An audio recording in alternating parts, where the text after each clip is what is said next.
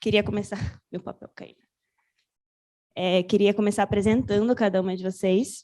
A Roseli, CEO da Editora Gente, primeira presidente da Câmara Brasileira do Livro, mulher, primeira mulher presidente da Câmara Brasileira do Livro.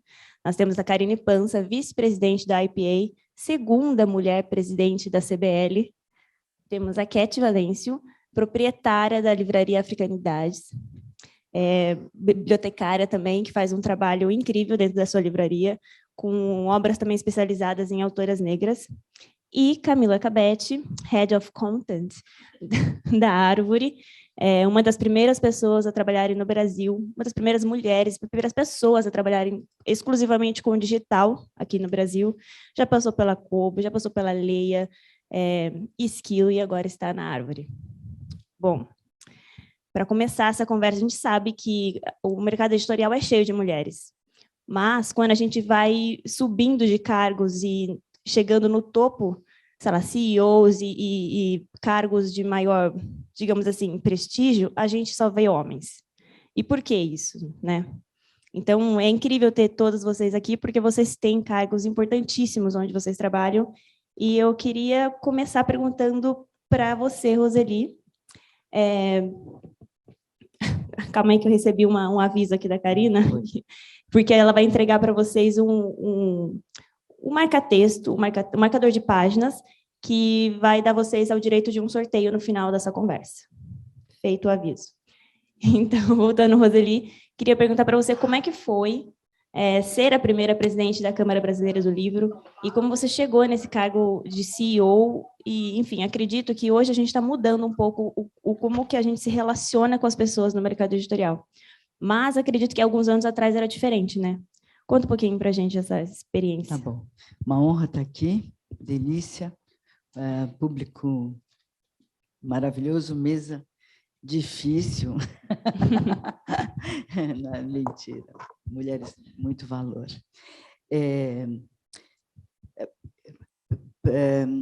Bom, vocês sabem pela mídia que não foi fácil nem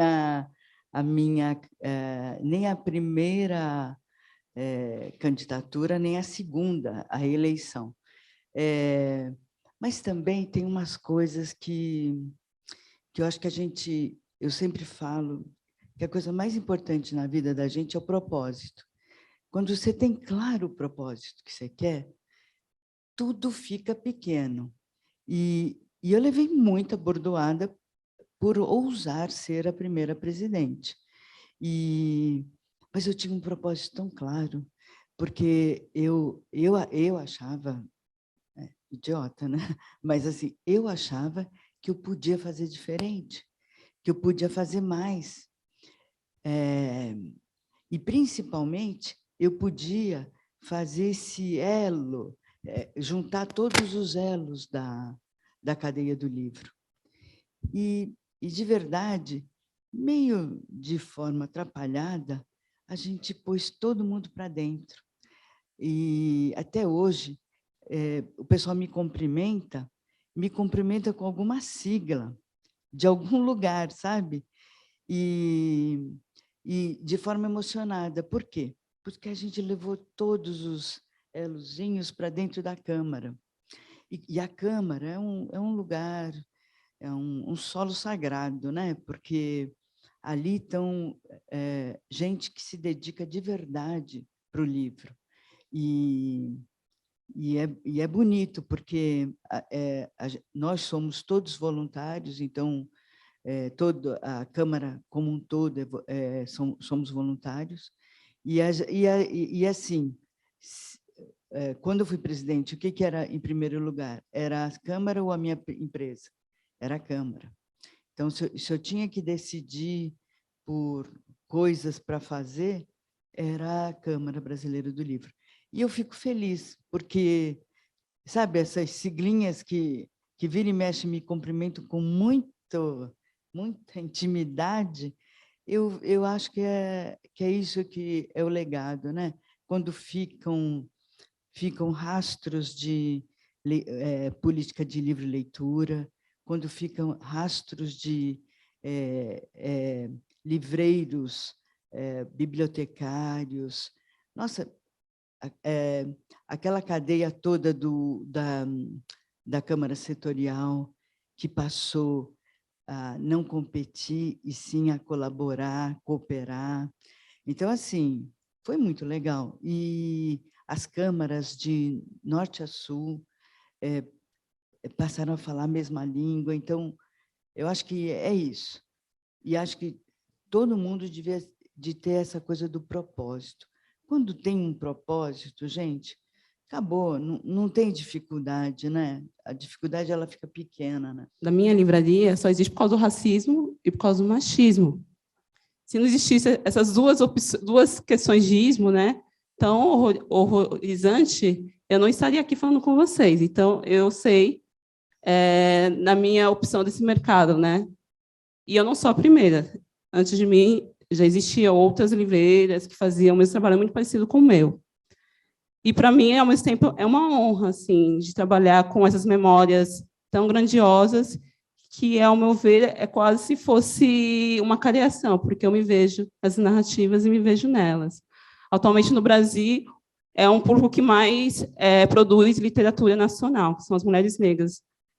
Recentemente, eu fiz um mapeamento juntamente com a Jéssica Balbino e a Mel Duarte, e a gente fez um mapeamento, deu mais de 300 mulheres nível nacional, e ele está em aberto ainda. Então, todo instante há uma inscrição de uma autora negra. Então, eu digo que, atualmente, a literatura nacional é uma mulher negra. E eu estou nesse papel, eu acho muito inspirador e privilegiada eu sou, porque eu componho o meu acervo através de um acervo independente, um acervo que, muitas vezes, elas não têm uma editora. Não está aqui na Bienal, por exemplo, aqui. Então, eu consigo ver esse nicho, assim, pessoas que são muito próximas de mim, autoras que estão na minha rua, por exemplo, como autoras muito do mainstream. Então, a minha livraria compõe esse acervo. E, ao mesmo tempo, para elas é muito importante, assim, porque eu tenho um contato muito direto com as autoras, os autores da minha livraria. Eles vão na minha livraria, eu converso com eles, ou, às vezes, é online, ou telefone, porque, às vezes, eles não estão aqui em São Paulo. Eles são em outros locais, assim. Então, eu tento ter essa proximidade, quebrar um pouco essa parte mais mercadológica, assim, dessa forma. Mas, ao mesmo tempo, é muito orgânico, é muito natural, como foi o início da livraria. A livraria surge em 2013, e foi algo que eu via no mercado que tinha essa ausência, e tem a ver com a minha trajetória pessoal. Daí, eu consegui fazer essa empresa e colocar à tona. Com isso, eu surjo antes desse levante literário que tem atualmente, eu surgi em 2013, que eu já estava falando de literatura negra, literatura feminina e negra. E eu não tinha espaço físico, eu vendia livros como os livreiros tradicionais, né? Ia com uma banca, ia em muitos festivais de livros, festivais literários independentes, festivais periféricos, e ia levando meus livros, assim. E o público que mais comprava e ainda compra são públicos periféricos. Eu lembro que a primeira feira que eu participei, que foi no bairro do Imbamirim, eu vendi quase tudo, assim. Então, e aí eu tento também contestar o lance da estatística, né, falando que as pessoas que não leem são pessoas vulnerabilizadas, né, que vivem nas margens. E daí a minha livraria ela vem para dizer outras coisas, assim, e para questionar, né? A gente sabe que tem público, né? O público ali é a maioria do nosso Brasil. Ali. E é uma porta de entrada também a livraria para essas mulheres, né? Um papel totalmente importante. Sim, com certeza. E Camila? Eu conheço já a Camila também fora do mercado editorial e eu sei que é uma pessoa que bate de frente quando vê qualquer, sabe, esse tipo de machismo e qualquer pessoa que queira te colocar para baixo. Como eu apresentei você aqui, uma das primeiras pessoas a trabalhar exclusivamente com livros digitais no Brasil, e você entende do que você está falando, a gente sabe, todos nós entendemos o que a gente está falando. E eu queria saber de você, como foi começar a trabalhar com isso por aqui, e o quanto de mansplaining, e o quanto disso você teve que ouvir, quanto de homem falando para você, faz desse jeito, ou você não sabe, ou vamos fazer de outra maneira, sendo que você sabia exatamente o que você estava fazendo. Eu adoraria chegar aqui e falar no passado, né? Quando eu comecei era assim.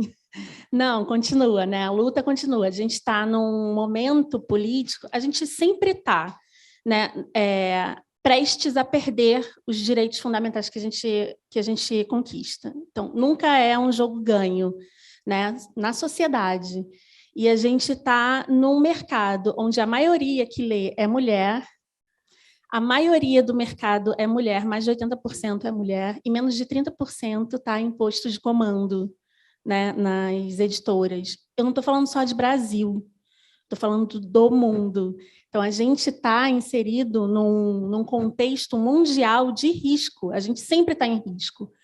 Então, e existe uma diferença, né, Thalia? A gente sempre conversa sobre isso, sobre feminismo e Clube da Luluzinha. Né? A gente não está falando de Clube da Luluzinha, né? Não existe um Clube da Luluzinha onde a gente se proteja independente se você está certa ou não. Tipo, os homens têm a broderagem, né? A gente não tem isso. O que eu luto, né, o que eu busco no mercado editorial são direitos iguais. Só isso. Só. Eu não quero ser privilegiada, eu não quero ter nada a mais do que qualquer homem tem, sabe? E eu vejo isso diariamente no mercado editorial. Eu como estou na Árvore, eu falo com todas as editoras, né, do Brasil e editoras de fora. E eu vejo isso, né, se reproduzindo. É claro, ter mulher na presidência da CBL é uma emergência, né? Não se trata... É emergencial, né? Ter mulher nas presidências das editoras é uma emergência, mas não é algo que eu vejo que acontece. A gente continua na luta, a gente não tem... a gente é como uma onda, né? A gente vai e retrocede, Vide os Estados Unidos, né? A gente achava os Estados Unidos tão progressista e tudo mais. Na primeira oportunidade, onde o conservador entra, o que ele faz? A primeira coisa é armamento, né? Porque é uma coisa bem patriarcal. Segunda coisa, tirar algum direito nosso, né? Então, nunca é como a Simone de Beauvoir no Segundo Sexo, né? O jogo nunca está ganho. E no mercado editorial a mesma coisa, né? Então, é muito difícil ver no mercado, e hoje eu aprendi a me impor e não ter vergonha, às vezes, de falar, nossa, eu deveria estar aqui, você deveria ter me chamado para falar e tudo mais, porque esse tipo de mesa é fundamental, ela tem que continuar existindo, mas, por exemplo, quando se fala em tecnologia, em todo lugar, a maioria é homem. Né? E o mercado de tecnologia está quase 50-50 mulher. Né? Então, quando se fala de qualquer outra especialidade, né, até sobre literatura, você vai ver a maioria das mesas homens. Né? Então, isso mostra o quanto a gente ainda tem de trabalho, né, para fazer. Então, no mercado tecnológico, eu vejo movimentos mais agressivos do jeito que tem que ser, né? Tem que ser agressivo. Para qualquer mudança, a gente tem que ser agressiva, senão não muda. Né? Então, em tecnologia, você tem Women in Tech, né? No mundo inteiro. São movimentos de mulheres na tecnologia que se reconhecem, né? Que se encontram no mundo inteiro. E agora tem o Publish Her, que é fundamental também. Então, esse tipo de movimento, esse tipo de encontro, desculpa, estou com a boca assim, é fundamental, assim, e emergencial na nossa área. Eu sou muito militante, obrigada, eu sou muito militante, mas eu queria deixar isso muito claro, assim, que não se trata do Clube do Bolinha. A gente não quer fazer com os caras o que os caras fazem com a gente, né? A gente quer tudo diferente. A gente não quer reproduzir o machismo, né? Só que é o contrário. Feminismo não é machismo ao contrário, né? Começamos por aí. Então, a gente quer diferente, e a gente quer uma coisa muito simples na teoria, que é a igualdade, né? E não é fácil. Não é. A Camila comentou sobre o Publish Her, que é um projeto criado pela Budur Al-Kazmi, que é presidente da IPA. e ele visa reunir todas as mulheres no mercado editorial para elas poderem conversar, trocar experiências. Eles têm um trabalho de mentorship, que a Karine pode explicar melhor para a gente. E a gente teve esse primeiro encontro do Publish Her no Brasil, acho que na última sexta, né, Karine? E foi interessante ver algumas mulheres do mercado editorial reunidas e trocando experiências, porque todas têm alguma experiência contando de como foi difícil ela entrar numa reunião ou quando ela foi interrompida falando. Então, Karine, explica mais para a gente, por favor, esse projeto do Publish Her, que você participa desde o início, e de como que é fundamental a gente também se unir para poder ser mais ouvida dentro do mercado. Obrigada, Thalita. Então, o Publish Her, ele começa com a Budur Al-Kazimi, que é uma editora dos Emirados Árabes Unidos. Então, como vocês podem imaginar, na realidade que ela vive, no momento em que ela vive, ela teve que lutar bastante para ela se posicionar, para ela trabalhar, para ela ter a sua própria editora, né? Ela teve que realmente dizer, eu vou fazer, né? Não é pensar em fazer, ela teve que enfrentar todos os obstáculos para dizer, eu vou fazer.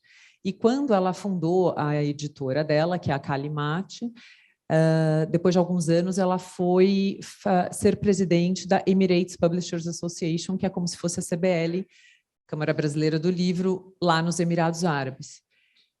E ela encontrou mesas e mesas de editores homens. Então, apesar da produção em si, então os cargos de editoras, os cargos de tradutoras, as revisoras, enfim, muita gente por trás disso, muitas mulheres, né? Por trás disso tudo, ela falou, na mesa que eu sento não existe nenhuma editora mulher.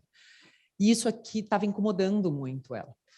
E ela começou a fazer projetos lá atrás, né, de mentoria, onde ela era mentora, e ela empoderava as mulheres e mostrava para elas como isso era importante as mulheres acreditarem em si próprias. Porque o que ela fala é que ela vê muitas vezes a pessoa dizer, eu não sei se eu consigo, será que eu sou capaz? Será que eu vou dar conta? Será que eu vou... E ela empoderava essas mulheres num processo de mentoria. Enfim, ela fundou o Publish Her em 2019 e estabeleceu um projeto de mentoria mesmo, de verdade, onde ela conversou com todas as mentoras que ela julgavam, então o pessoal dos Estados Unidos, que tem mais líderes, mulheres lá, sempre estou falando do mercado editorial, tá? Para não ficar repetindo. Mulheres em posições altas, falou com a CEO da Penguin Random House, que é uma mulher, com a presidente lá da American Publishers Association, então começou a juntar pessoas que pudessem dar dicas para outras mulheres. E esse projeto foi super bacana, super bem sucedido. Teve um momento que tinham mais mentorandas do que mentoras, a gente teve que buscar mais mentoras, então a gente viu aquele movimento da mulherada querendo ser mais, né? Não simplesmente se diminuindo ou achando que não ia poder. Então, aí, depois a gente fez um toolkit, né? Então, um manual para empresas de como chegar nesta igualdade, de que passos precisam acontecer e tal. Então, esse movimento, ele dá, como a Roseli falou, né? Ele dá um propósito para a gente começa a acreditar que é possível, que é cada vez mais fácil de você chegar naquele lugar. Porque o mercado editorial, ele tem muitas mulheres. Nas feiras, quando você vai fora, né, não aqui numa feira de público, mas numa feira de direitos autorais, você vê mulher a dar com pau, né? Tipo, é muita mulher. Mas quando você vai falar com o chefão, tá lá, né? Aquele momento que você fala, poxa, vamos continuar então a isso, né? Vamos dar essa valorização. Então, foi dessa maneira que o Publish Her cresceu. E quando a gente confirmou que a Budur vinha para o Brasil, agora participar da Bienal e tal, 4 anos depois de Sharjah ser país homenageado pela Bienal, conversando com a Flávia Bravin da Somos, A Flávia também é outra super... ela é aquela pessoa que dá a mão para o time dela e fala, vem, né? Ela está numa posição super alta dentro da COG, na educação. E aí ela falou, Karine, puxa, o Brasil precisa disso. Eu falei, né? Eu abri aquele olho e falei assim, legal, vamos fazer? E aí a gente começou a organizar, e a gente conseguiu organizar essa reunião com 50 editoras, mulheres. Foi lá na Cogna, na sexta-feira. Foi muito bacana ouvir as experiências das editoras que estavam lá, e que você fala, pô, ela está numa posição bacana, ela é respeitada, mas ela tem as dificuldades dela. Ela precisa todo dia acordar e dizer, eu sou mulher, eu consigo, eu posso, eu vou para frente. Falando sobre isso, a gente, nas falas de cada uma aqui, surgiu o negócio da gente ter confiança na gente mesmo. E eu queria saber, porque assim, pessoalmente, a gente sofre com esse negócio de, não sei se sou capaz o suficiente, sabe essa síndrome de impostora, realmente? Eu queria saber de vocês, a experiência de vocês, começando por você, Cat, você sente isso? Quando você começou, agora ela vai falar que não, imagina. Tomara, ia ser uma experiência diferente. Eu queria ouvir alguém falando assim, não, sempre fui confiante mesmo, e era isso, dei minha cara a tapa e não duvidei de mim. Como é que é? Qual é a sua resposta? Olha, quando eu comecei, eu sou muito atrevida, assim. E daí, como eu ia nessas feiras e tal, eu tinha um ideal também, né? Porque essa ideia da livraria iniciou mesmo mais sucinta na especialização, no MBA que eu fiz, em produção cultural. E nas feiras eu fui tão acolhida, porque, tipo assim, apesar de a livraria é dona de uma pessoa só que faz tudo, eu faço tudo. Eu faço tudo mesmo, assim. Porém, eu não que sou sozinha, porque o que eu trago a minha narrativa ancestral, com a minha matéria-prima, ela me sustenta. Então, eu falo que eu nunca estou sozinha, assim. Eu trabalho com essas mulheres, assim. Então, eu trabalho com um bonde. Então, a questão, quando eu vou para a luta, quando eu vou mostrar o que eu faço, eu falar dessas memórias, elas me preenchem. Então, essa questão de duvidar do que eu faço, porque eu sei que o meu papel não é um papel somente de EUCAT, mas é um papel social, um papel político, uma ferramenta política. Então, eu estou sendo lá a porta-bandeira disso. Então, acho que a questão de não ter confiança, isso vai para o ralo, assim. Vai para o ralo, porque eu sei que a minha potência depende disso. Depende de eu vender, depende da livraria. Então, a livraria é muito maior do que eu, assim. E eu trago esse bonde só. E isso eu trago questões que vêm de lá atrás. Trago Quilomboje, trago Amasa, trago Anandiala, trago outras que vieram. Trago Maria Firmina, trago Carolina e tantas outras, né? Então, eu tenho que perder isso, né? Se eu estou aqui, eu tenho que perder, porque eu tenho que falar sobre isso e mostrar meu trabalho, e que ganha o mundo, né? Então, lógico que a gente tem. Isso é inevitável, de não ter vergonha, ter síndrome de impostor. Conheço várias autoras negras que têm essa síndrome, autoras que vendem muito bem, extremamente famosas. Mas temos, assim, uma outra coisa que eu vou colocar outra coisa, tá? Que eu acho que é importante também abordar, porque as autoras não brancas, as pessoas sempre esperam que ela fale da questão racial. Elas nunca podem falar sobre amor, sobre, sei lá, astrologia, falar sobre plantas, mas esperam que ela fale sobre racismo, sobre ela milite, dores. né? Isso, já esperam na narrativa dela. E quando elas não falam, parece que ela não é a essência dela de ser negra, porque esse negro olhar do outro, né? Do olhar da branquitude. Então, tem uma carga a mais. Eu não posso, igual eu falei, eu estou aqui por conta que existe o racismo, o machismo, mas a minha livraria tem livros que falam sobre outras questões. Atualmente, eu não pego livros que falam somente sobre a escravatura, sobre histórias que nós estamos cansados de saber. Mas é importante que tenha uma narrativa que fale sobre amor, sobre afetividade entre mulheres, por exemplo, que fala sobre ficção científica, que fale sobre tudo, culinária, enfim, porque nós estamos aqui, nós vivemos e nós fazemos tudo. Eu sou universal, eu não sou uma pessoa específica apenas. E a nossa literatura é também universal. Então, desculpa que eu mudei um pouco o foco da Não, pergunta, total, mas... é perfeito, porque assim, a gente sempre realmente espera de que as mulheres negras, não só as mulheres, o povo negro inteiro vai ter que militar toda hora. Ainda é uma carga a mais, né? Sim. Eles cobram uma coisa que deveria ser Sim, normal. sim. Normal como a gente participar de cargos altos no mercado editorial. E cada um fala por si também. A gente nunca fala pela população inteira. Nós somos também questão dessa subjetividade, né? Então, eu estou aqui falando por mim, como uma mulher negra, mas eu não posso falar por outras mulheres negras. Então, eu não posso ser porta-voz da população negra. Então, isso é muito importante, assim. É mesmo. E continuando esse tema, eu queria perguntar, Roseli também, você sempre tem esse negócio de propósito e tal. Já teve esse probleminha de confiança? Como é que é? Ó, eu vou contar uma coisa para vocês, né? Alguém aqui falou, puxa vida, né? As mulheres abrem porta para as mulheres.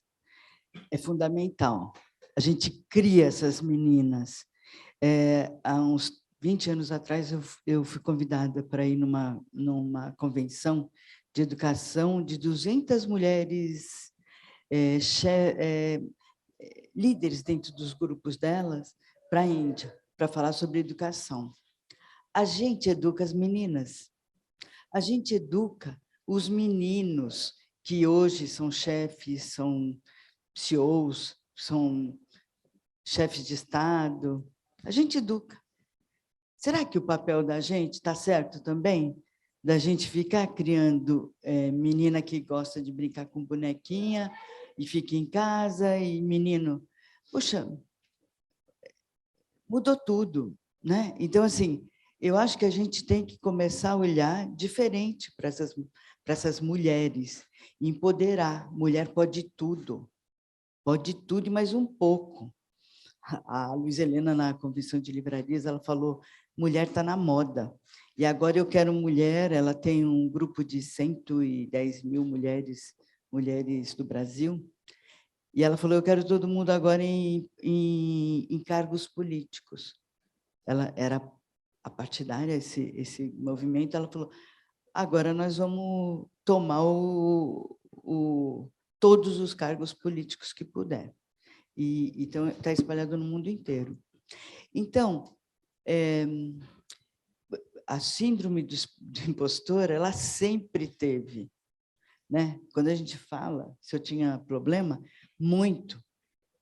A hora que eu tinha que abrir aquelas feiras, porque o governador ia, que era importante, ninguém foi lá para ver a Câmara Brasileira do Livro, foi para ver o governador, o prefeito, o ministro, né? Foi para isso. Só que era 5 mil pessoas, gente, 2 mil pessoas. Mas aí eu tinha todo o problema de falar em público, todo. E não adiantava, quanto mais curso eu fazia, parece que mais eu ia para trás. Aí eu pensei o seguinte, quem me elegeu está esperando que eu consiga alguma coisa lá. Porque quando você está dentro da sala lá do ministro, muita coisa se fala ali, quando sai não acontece nada. Aí eu pensei, é lá que eu vou pedir as coisas, é lá que eu vou pedir cheque para o aluno ser bem recebido, ter monitor que entra dentro do ônibus e já tem um mapa na cabeça, ter lanchinho para o menino que vem visitar, porque o coitado perdeu a merenda escolar, né? Então, assim, aí eu ficava empolgada, e aí eu esquecia da síndrome da impostora e pedia tudo ali. Você entende? A minha voz era para outra coisa. E uma coisa que a gente não pode esquecer, não deve esquecer, é da palavra sororidade. A gente é responsável pela outra. E, assim, tem que ter mais amizade, tem que ter mais confiança entre a gente. Senão, puta, vai tudo... Porque eu não sei que caso que o pessoal fez, que falou que mulher tem que competir. Não é feio? Homem não compete. Mulher não devia de competir. Mulher devia de ajudar. E vou te falar, e isso acontece de forma genuína. E tem que acontecer cada vez mais. Eu já vi muita gente que ficou com o filho do outro para a outra poder trabalhar. Sabe, parece que conforme vai crescendo o poder aquisitivo, a gente vai esquecendo disso. Então, assim, é muito, muito, muito importante a gente apoiar as mulheres. Dentro da editora, eu tenho um monte de mulher, eu tenho alguns homens. Até tem homem, né? É que um está aqui e ele é importante. Ele comanda lá. Mas mesmo a equipe dele, ele tem mais mulher do que homem. Eu adoro trabalhar com mulher. Mulher é cuidadosa, mulher é inteligente. Não que os homens não sejam. É assim, a gente tem que parar de competir com mulher e tem que parar de competir com homem. Por quê? Porque a gente é melhor. Só por isso. É o que a Ká falou no começo, é só direitos iguais, mas enfim, no fundo a gente sabe ali a diferença que faz. Não, e essa parte de síndrome de impostora, existe uma coisa maravilhosa, tem um monte de mulher jovem aqui, eu vou contar um segredo. 40 anos, gente, é libertador. Quando eu fiz 40 anos, primeiro que a sociedade meio que para de te cobrar, né? Vê que não sai nada dali, então já desiste de você. E aí você fica livre para fazer o que você quiser. E você não se sente tão cobrada, né? Então a idade foi importante para mim. E essa parte que a Roseli falou, que é a competitividade, eu sou historiadora, né? Então eu vou buscar embasamento histórico em tudo. Isso foi implantado, né? Desde a Idade Média, que a mulher faz fofoca, que a mulher independente, dona de terra, era bruxa, tinha que ser queimada, né? Então, foi todo um planejamento para a gente chegar numa sociedade hoje em que se diz que mulher compete. Então, eu faço completamente o oposto. Eu não acredito em competição. Eu sempre, nas colunas da Publish News, eu deixo bem claro, a gente está numa era da colaboração, que é uma era onde todo mundo tem informação, mas se eu posso ajudar, eu estou fazendo amizade. Então, e outra coisa que eu costumo falar, sim, eu estou nesse mercado para fazer amigos, eu não estou só para trabalhar, né? Os meus amigos, a maioria é do mercado editorial.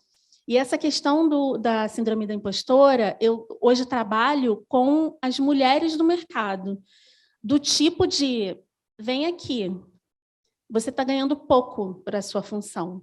Vamos fazer um planejamento para você levar esse planejamento para a sua diretoria, porque você precisa ser promovida. Se você não for promovida, tem um monte de lugar aí no mercado que a gente pode levar você. Então, esse tipo de empoderamento é que eu tenho feito no mercado, sabe? De mulheres muito boas no que fazem, muito especialistas e subpagas, né?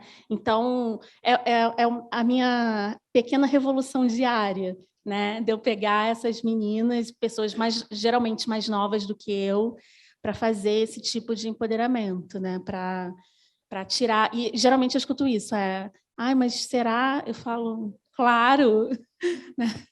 Eu queria perguntar rapidinho aqui, mas acho que já até sei a resposta, tá? Só para uma confirmação. Para Roseli e Karine, acho que até Cat na sua livraria, vocês, esse negócio de diferença salarial para pessoas que fazem o mesmo cargo não existe nas empresas de vocês, certo? A Karine também é editora da Girassol. Então, não, né? Não, senão eu acho que, né, podia cair um raio em cima de mim. Não, não pode acontecer isso, de jeito nenhum. A gente tem que ter uma estrutura onde a gente trata isso de maneira igual. Começando pelos gestores da empresa, né? Que é um homem e uma mulher, então tem que estar igual. Mas eu vou falar uma coisa que mais importante que salário é reconhecimento e empoderamento. Claro. Sabe, assim, o respeito, eu acho que é isso que é legal. Tem um dado que eu vi numa palestra da Isabel Allende, e que eu adoro aquela mulher. Ela falou que as mulheres elas têm menos investimento em ONGs, mas $1 que é investido nas ONGs das mulheres, elas conseguem construir 10 vezes mais do que o dólar investido em ONGs lideradas por homens. Por isso que eu brinquei aqui, lógico, né? A mulher é mais inteligente. Mulher, não, é que mulher ela já nasceu para fazer um monte de coisinha. Ela não é aquela que, ó, eu vou me guiar aqui e é só isso que eu faço. Mulher faz tudo. É impressionante. E mulher tem uma capacidade de fazer o relacionamento, e é o relacionamento que faz a diferença.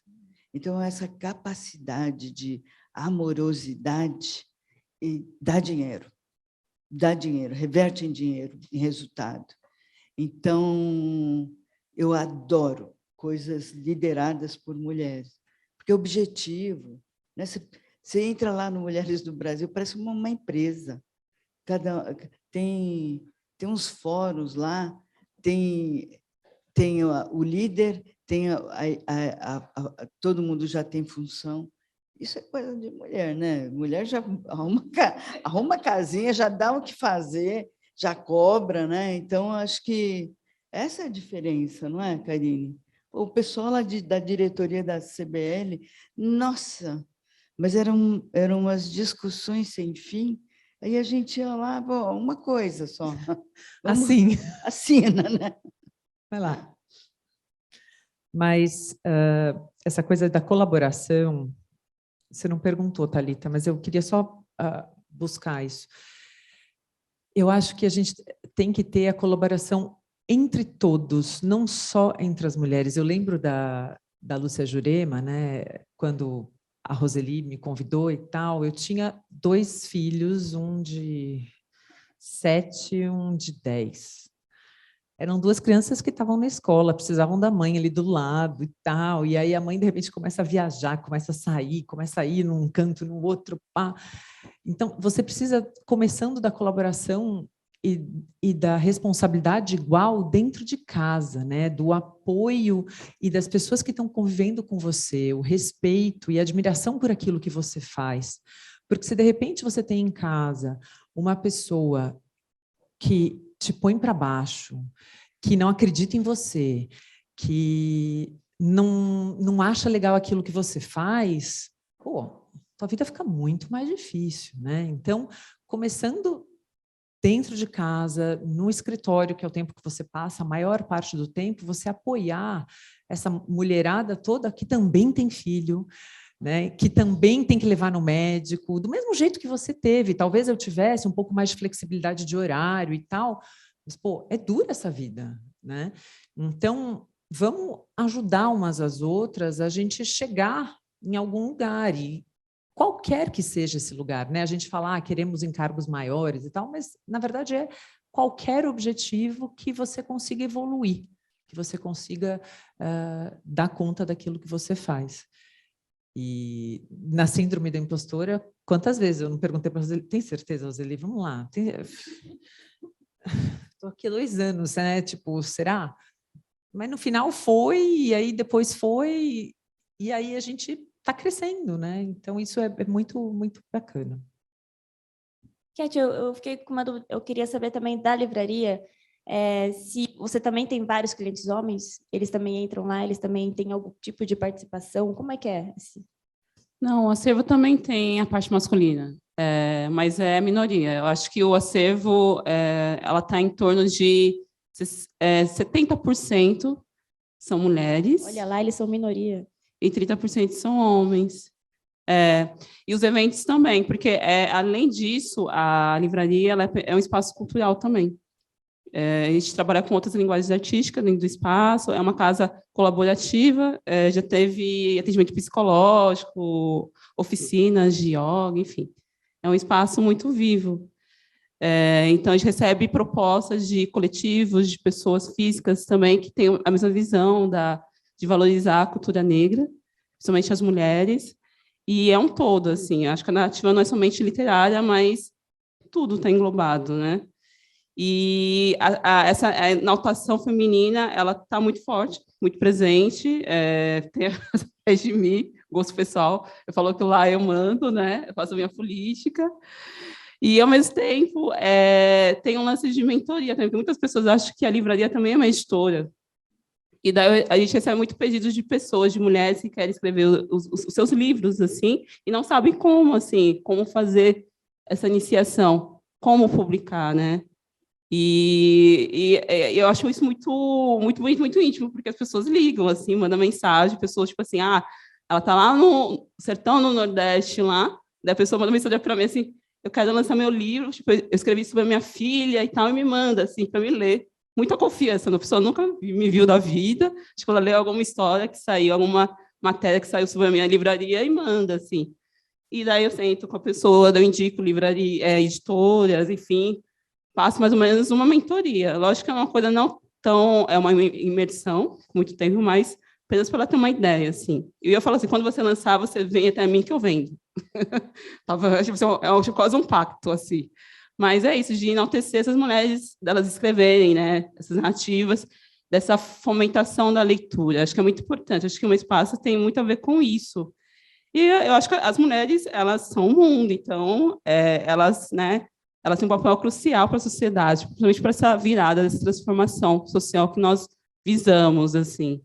E com isso, a gente tenta fazer, igual vocês falaram, na questão dessa criação, dessa afetividade, dessa união, não imitando a masculinidade, porque o que eles estão fazendo não deram certo.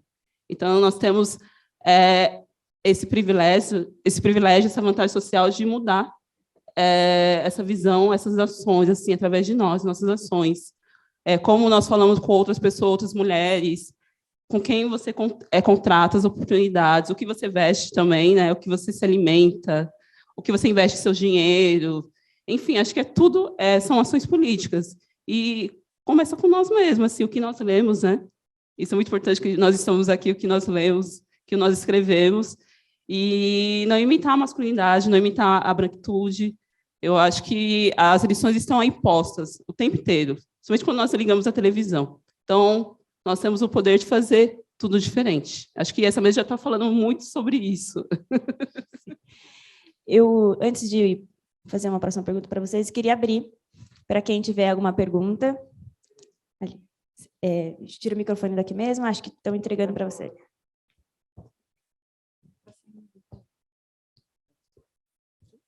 Eu quero deixar uma pergunta para a Cat e outra para vocês três. Cat, você acha que aquela questão que você mencionou, de que as pessoas acham que a pessoa preta só tem que escrever sobre questões africanas, etc., você sente que isso é uma desinformação, é um preconceito, é um descaso? Por que você acha que isso acontece? E para vocês três que são líderes, eu gostaria que vocês dissessem, porque na sutileza a gente percebe muito mais a discriminação, na minha opinião.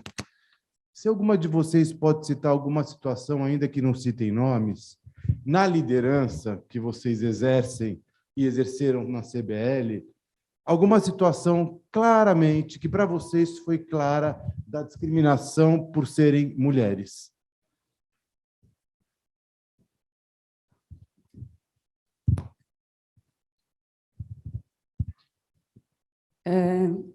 Sua pergunta, né? Eu acho que sim, eu acho que é um pouco de tudo isso que você citou, né? Eu acho que tem a questão da desinformação, tem a questão do racismo mesmo, porque às vezes é o local que a pessoa quer que as pessoas negras fiquem. Ela acha que é somente isso. Como querem também que eles ficam na parte operacional, na parte de serviços, né? Se você está num espaço que não tem pessoas pretas justamente ao seu lado e elas estão te servindo, alguma coisa está acontecendo. E para você está tudo bem, também está acontecendo alguma coisa bem ruim aí. Então, eu acho que a partir do momento que você determina esse local, quer determinar o local onde as pessoas podem estar, na sua sala do elevador de serviço, né? Na porta de entrada ou na porta de saída. E a literatura faz isso, desde sempre, ela sempre fez. O lugar das pessoas negras, muitas vezes, ela entra na literatura, mas ela está sempre lembrando da história, né? Da questão aguerrida, da questão... É importante lembrar a história, é importante porque é uma história horrenda, é um marco que divide nossos corpos, né? a nossa existência aqui no Brasil, principalmente. Porém, nós fazemos muito mais do que isso. Antes de sermos escravizados, nós tínhamos impérios, né?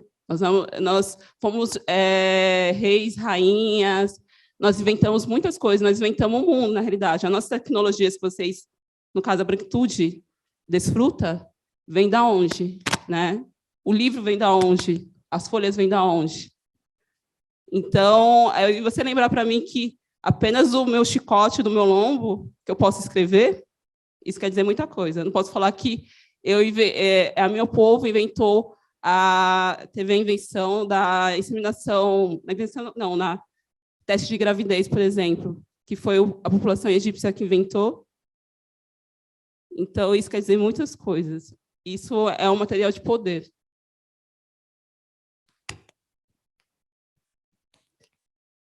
Obrigada por compartilhar.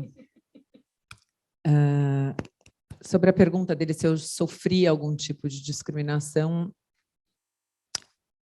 eu acho que a que mais me incomoda, e eu sinto até hoje, a cada feira que eu vou e encontro essa pessoa,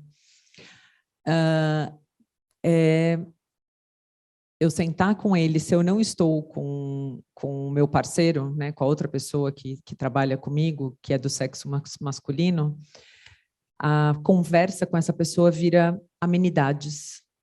Não falamos sobre negócios. Se eu estou com o sexo masculino junto comigo, ok, fala-se sobre negócios, fecha-se preços, fecha-se container, fecha tudo. E da última vez eu me prometi que eu não voltava mais, porque a pessoa que vai normalmente comigo não foi, e eu ia ter que ter essa reunião com essa pessoa. Eu respirei fundo e falei, eu vou, mas dessa vez eu vou fazer um pedido, eu vou fazer uma compra e ele vai ter que me engolir, né? Mas não deu certo. Ele mudou de assunto, ele falou sobre outra coisa. É uma pessoa indiana, é um indiano. Eu entendo que faz parte da cultura dele, ele não negociar com mulheres. Mas ele vive num mundo, eu digo mundo editorial de novo, né? As feiras internacionais, ele está no mundo internacional, ele não pode trazer só a cultura dele. E aí eu cheguei em casa e falei, eu não vou mais nessa reunião nunca mais. Então, eu vou a essas feiras já há muitos anos e eu comecei a notar, na verdade, com o passar dos anos, não foi na primeira vez. E cada dia isso fica mais forte para mim. Mas é a que mais me incomoda mesmo, essas reuniões. Você, Roseli? É legal, Carminha. Legal. Nossa, e ao mesmo tempo não legal, eu né? batia no moço, eu não tenho muita paciência. Eu batia, mas eu não faria negócio, né? Assim, o cara não gosta de mim. O cara não gosta de mim, não vai gostar do negócio também. Bom, mas brincadeiras à parte aqui, eu hoje sinto muito menos. Primeiro que o pessoal já sabe que eu já sou meio esquentada nesse sentido, né? Então, o pessoal não faz muita... Não leva desaforo para casa. Ah, não. E ainda mais tem uma coisa que é uma bênção. A idade permite tudo. Tudo. Primeiro que eu já não estou batendo bem, sabe? Assim. Então, permite-se tudo. E eu adoro. Se me puxam para uma briga, gente, por que perder tempo, né, comigo, né? Então, eu não gosto de levar desaforo para casa. Não fala comigo porque eu sou mulher. Puta, eu também não falo com você, meu filho. Sabe, assim... Não, ele fala, ele só não quer vender nada. Mas o produto dele é bom, gente. Eu imagino. Não, e é complicado esse negócio do cultural, né? A gente tem que respeitar. Mas... Eu só fico menos esquentada, Roseli, porque eu acho que é cultural de verdade, sabe? E ele respeita a minha empresa, ele me ajudou em momentos difíceis. Sabe aquela hora que faltou dinheiro para todo mundo, o cara me deixou pagar depois e tal. Então, existe mas ele não fecha negócio comigo se o sexo masculino não está. Eu falo, gente, mas como pode isso? Né? Mas existe. Existe. eu acho que cada vez mais a gente tem que estar presente. Tecnologia, a gente tem que estar presente. Então, assim, a minha editora, nessa época de pandemia, a gente fazia ou não o mundo digital. Quando chegou na pandemia, não existia o outro mundo. Aí a gente foi para o digital. E acho que essas coisas ousadas, né? A mulher tem que ter mais, ter um pouquinho mais. Vai se joga, vai com medo mesmo, sabe? E acho que e aí eu acho que essa coisa do preconceito vai diminuindo, porque você sabe que vai bater aqui e não vai cair bem. Então, eu acho que é assim que é. E para mim, depois de um passar de um tempo, ou o pessoal acha que eu sou louca mesmo, ou já respeita a minha opinião, sabe? Então, melhorou 1000%. Então, hoje eu tenho um monte de gente que foi oponente lá atrás e que hoje morre de saudade, fala, enfim. Eu acho que essa coisa ganhou a coisa da verdade, da humorosidade, da missão, sabe? Que a gente tem. Porque a hora que você chega e fala assim, olha, cara, eu não vou discutir, porque eu tenho coisa mais importante, né? Então, hoje, eu estou, principalmente, muito numa pegada de ajudar autor novo. Não dá mais para ajudar um a um.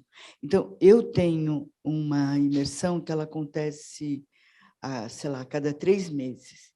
E eu tenho sempre uma vaga para gente que precisa, para ONGs, para gente que precisa de orientação para fazer o livro certo.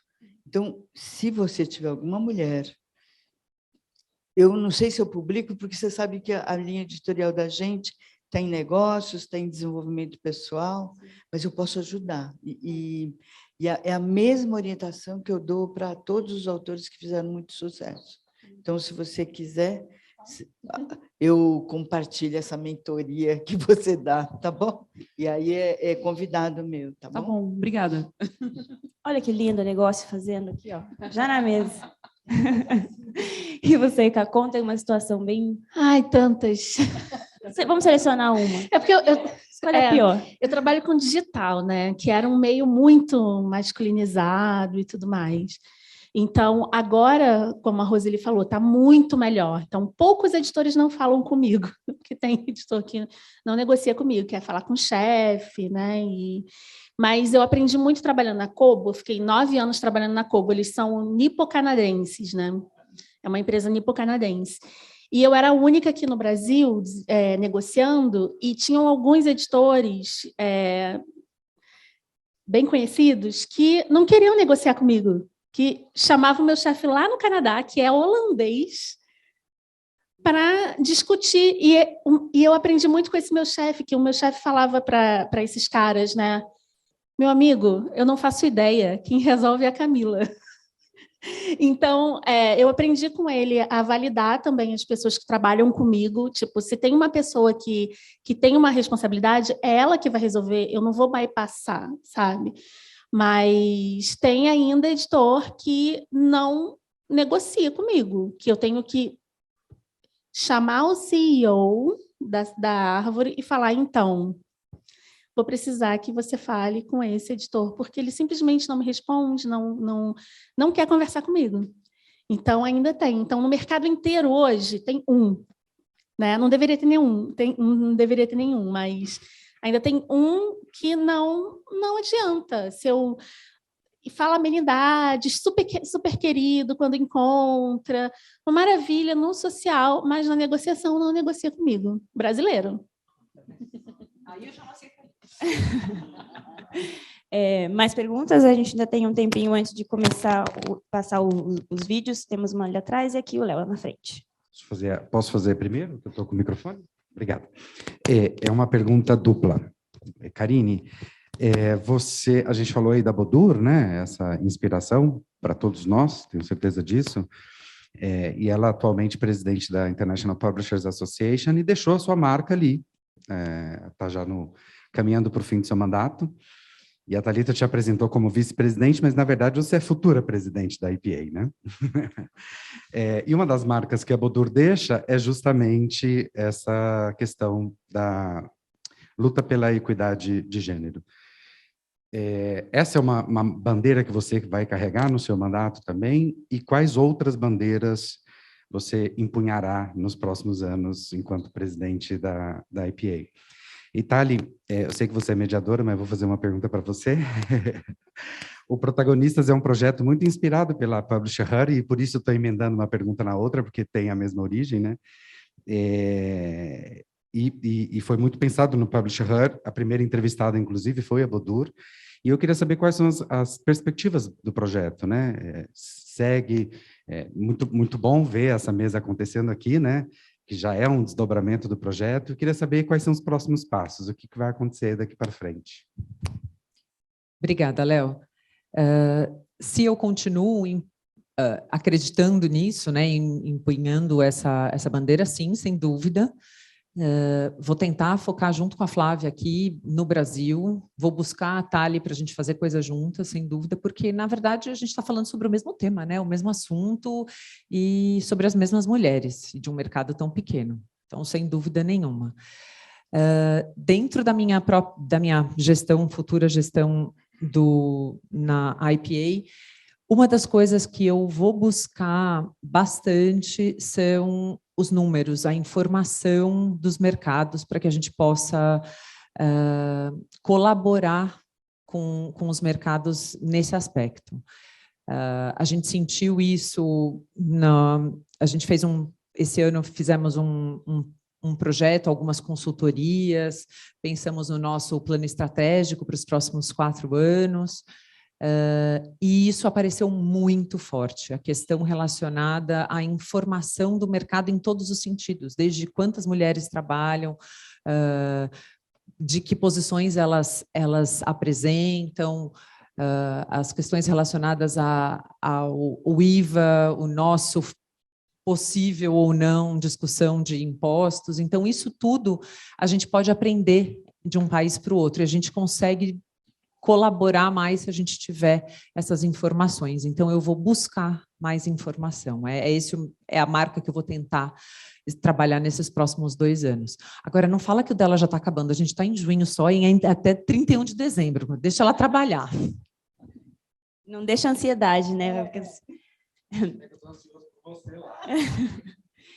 Sobre o Protagonistas, é um projeto que surgiu no Publish News, também, como o Léo disse, muito parecido com o Publish Her, e que a gente tentaria conversar com mulheres no mercado editorial para saber as histórias delas. E a gente ia publicar isso sempre no Publish News, num projeto multiplataforma, sei lá, áudio, vídeo, o texto, e para conhecer a história dessas mulheres.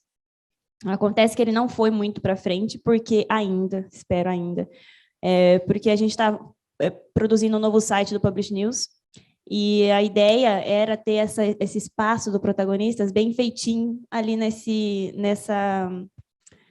novo site. E aí a gente acabou postergando, e aí ele ficou meio empacado, o que me dá muita frustração.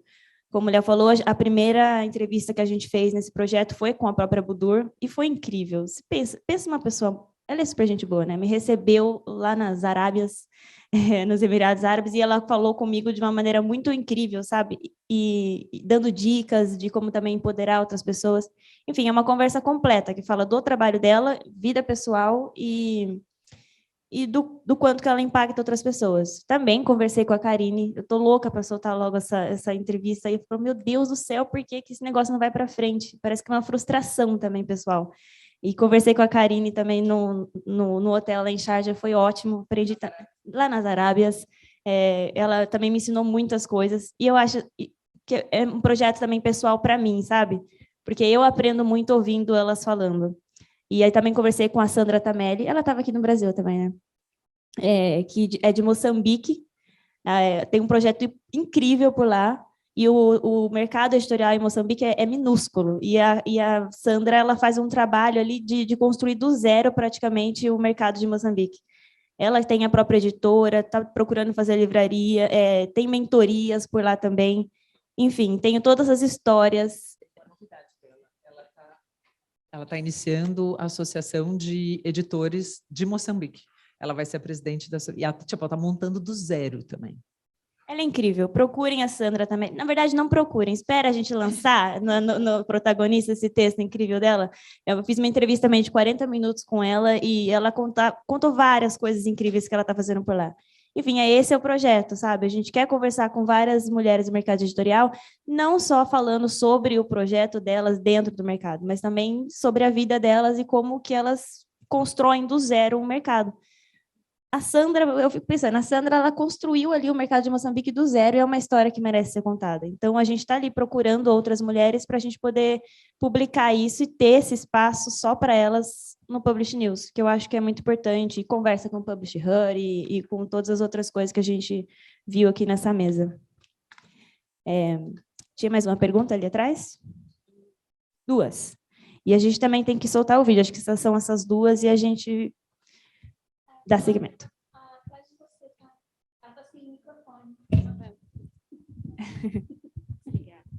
Oi, primeiramente eu queria dizer que eu estou me sentindo abraçada nesse painel. Vocês são todas maravilhosas. Eu sou assessora de imprensa de autores e editoras, relativamente nova no mercado, em comparação, não tem nem comparação. E eu queria fazer uma pergunta para todas de forma geral. Com relação a essa questão da síndrome do impostor, como é que vocês lidam com isso? Quais mecanismos vocês usam? Porque, por exemplo, como assessora, basta uma pauta não ir bem, basta um release não sair, e pronto, eu já me sinto, sou péssima, terrível, não estou conseguindo.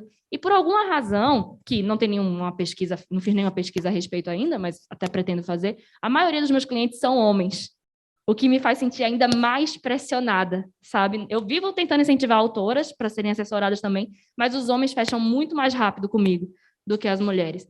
Então, assim, seria muito interessante saber como vocês, da carreira de vocês, como vocês fizeram, quais os mecanismos vocês usaram para enfrentar essa síndrome do impostor, porque comigo acontece direto. Posso falar? Então, a primeira coisa, ela não passa nunca.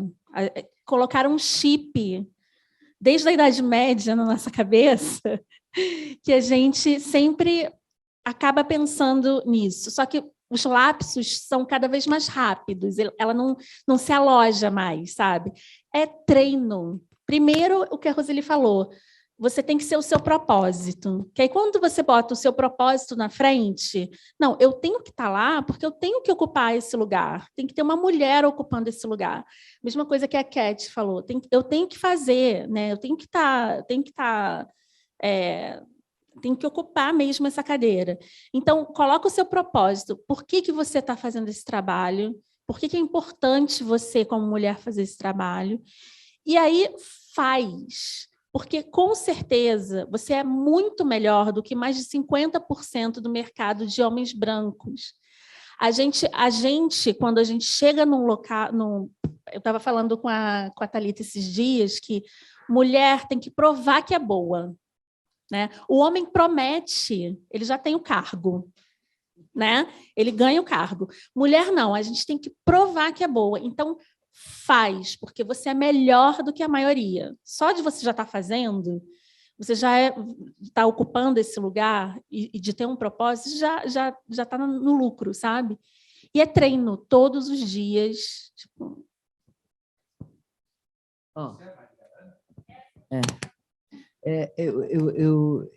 É isso, a história do propósito. Mas a gente faz um exercício que é o seguinte, chama o avatar dessa questão.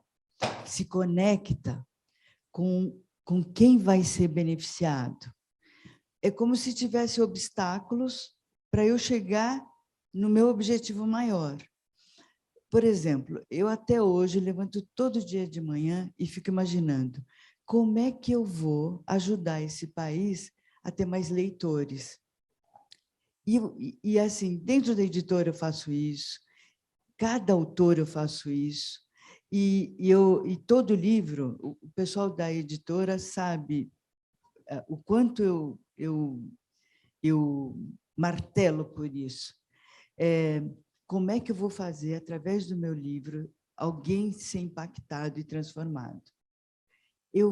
Aí o que eu faço? Eu faço lavagem cerebral comigo, né? Porque eu realmente acredito nisso. E aí tem um monte de players no meio do caminho que eu tenho que superar para chegar lá. E eu faço isso com meus autores. Então, meus autores, eles não estão imaginando que eles vão ganhar dinheiro, eles não estão imaginando que eles vão colocar tudo que eles estudaram na vida para dentro do livro, eles estão imaginando como é que essa missão grandiosa deles vai estar atuando nesse livro como um norte. E quem que ele vai efetivamente ajudar com a leitura desse livro? A gente faz isso e, puta, dá super certo. O autor vai falar com o pessoal da editora, ele não vai falar do livro, porque o livro é obrigação da gente ler, né? Obrigação da gente se informar. Ele vai falar da missão dele e como é que ele pensa em ajudar as pessoas através disso. E é super legal, porque instantaneamente a turma da editora fala: estou nessa, eu estou nessa. Não é o livro que vai ser vendido, mas eu estou engajado nessa causa.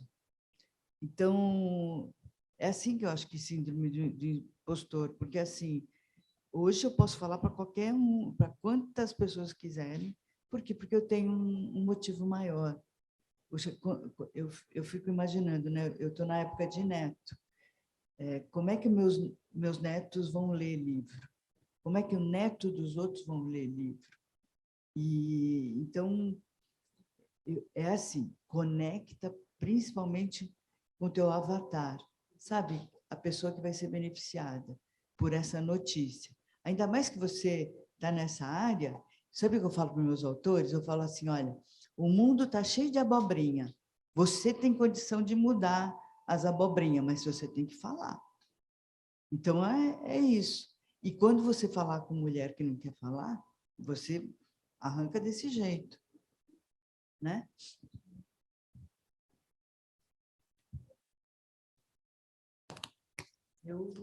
Disseram tudo. Não, acho que é isso também. Eu acho que é respirar. Respira. O que me ajuda muito é meditar. Ter um fortalecimento mental, assim, meditação, conectar com o seu eu e seguir as instruções que ela falaram.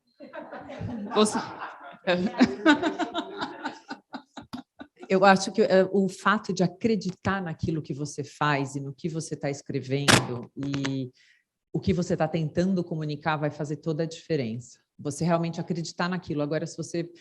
Então, isso vai determinar os clientes que você faz, né? O tipo de livro que você divulga. Se você estiver falando de um livro que você realmente acha um absurdo, acha uma abobrinha, vai ser mais difícil, tenho certeza. E a última perguntinha para a gente correr. Ok. Olá, meu nome é Elaine, vim de Arapiraca, Alagoas. Estou muito grata e me sinto muito honrada de estar em frente a vocês. Muito importante para mim, né?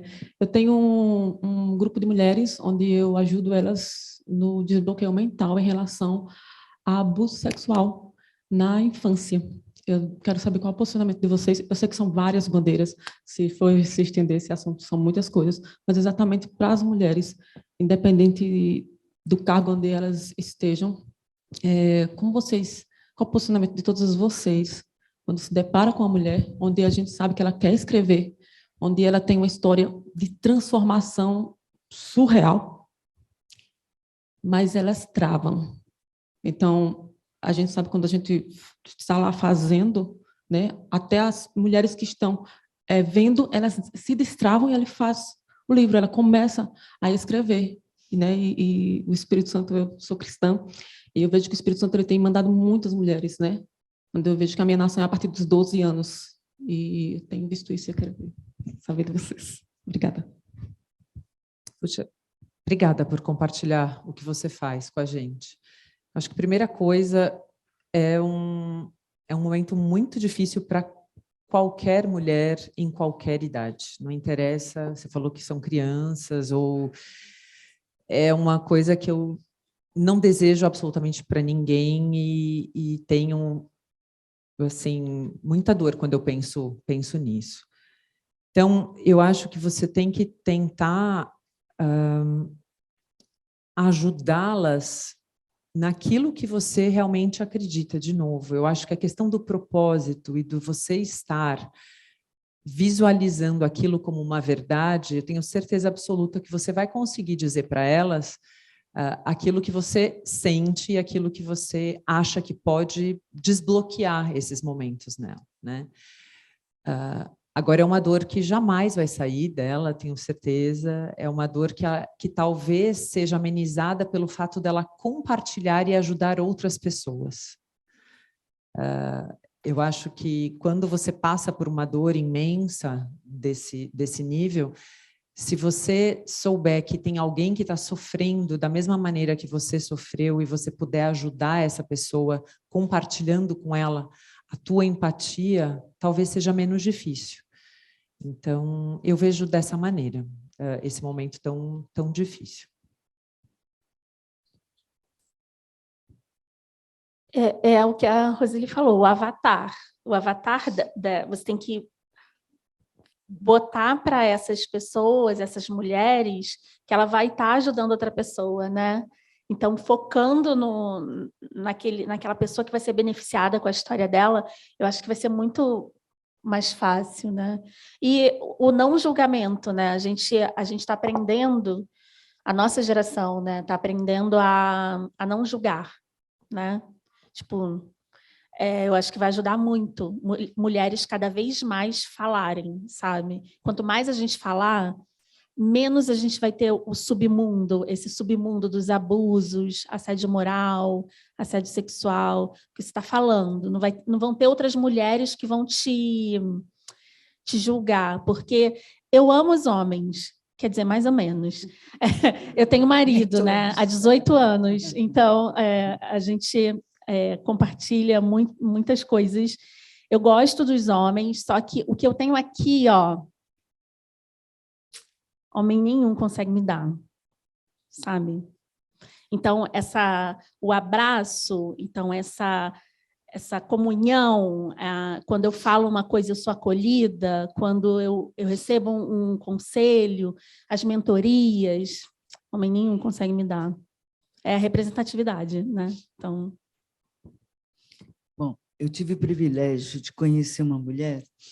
Sabe, na Netflix tem o Eu Não Sou Seu Guru, do Anthony Robbins, e aparece uma moça lá, loirinha, que foi abusada dentro de uma seita.